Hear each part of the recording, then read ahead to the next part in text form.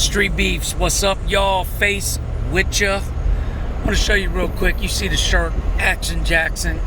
Ravens back in action next week. This year we get in the ring. So, want to touch base on a couple things very, very quickly. I don't want to linger on any of them. First, I made a video about this in the Facebook group. I went into more depth.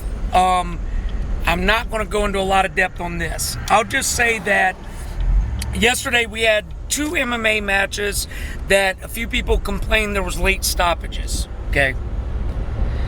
I'll say on one hand, as a ref, you can't win. We've had fights where we, erred on the side of caution and stopped it, and then the fighters are jumping up and down screaming, "Why'd you stop it? I was still fighting." Okay. In one fight in particular, people said, "Oh, he clearly tapped. He clearly tapped."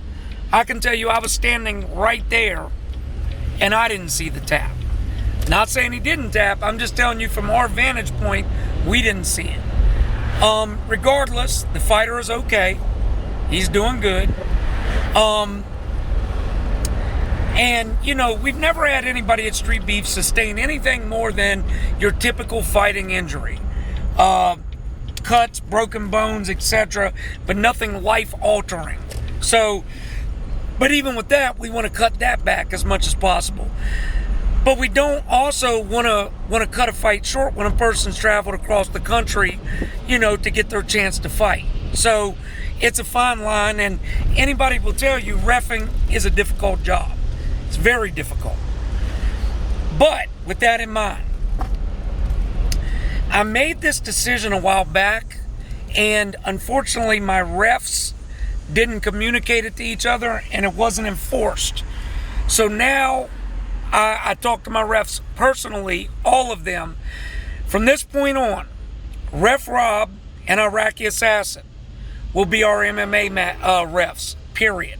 They're both very good at reffing MMA, and I'm very comfortable with them reffing MMA. Wolverine and Bang Time will ref all the boxing matches.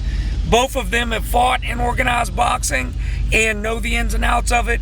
I trust them 100% with reffing boxing.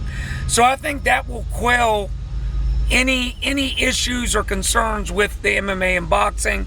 But of course, always let us know what you see, and we'll fix anything that we can fix. Secondly, we had a fight with Pitbull Matthews, and excuse me, I can't remember the other fighter's name off top. He was a Haitian fighter. I know that because they all came together and were flying the flag. We got a good pick with it. There was a point where Pitbull Matthew, it appeared, went to touch gloves, and his opponent didn't touch gloves and instead threw a punch. Now, on one hand, if you've watched how Pitbull Matthew fights, the way he punches, I don't know that it was clear to the other fighter that he was trying to touch gloves. Okay? I don't know that. The fighter didn't come across as dirty to me.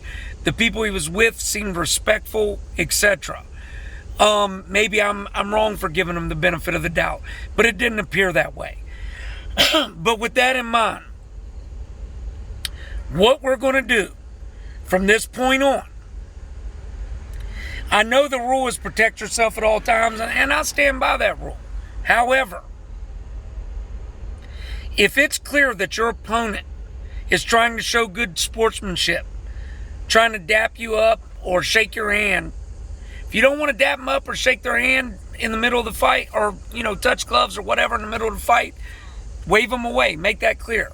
But if you throw a punch or a shot during an attempt at good sportsmanship, you're going to be disqualified and potentially banned from the yard.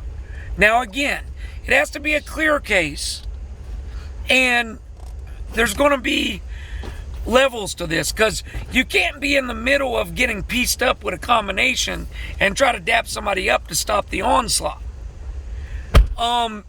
But if it's something where there's a break in the action and your opponent's just trying to show respect by touching gloves, if you don't want to touch gloves, don't touch gloves, but do not throw a shot and take advantage of their guard being down.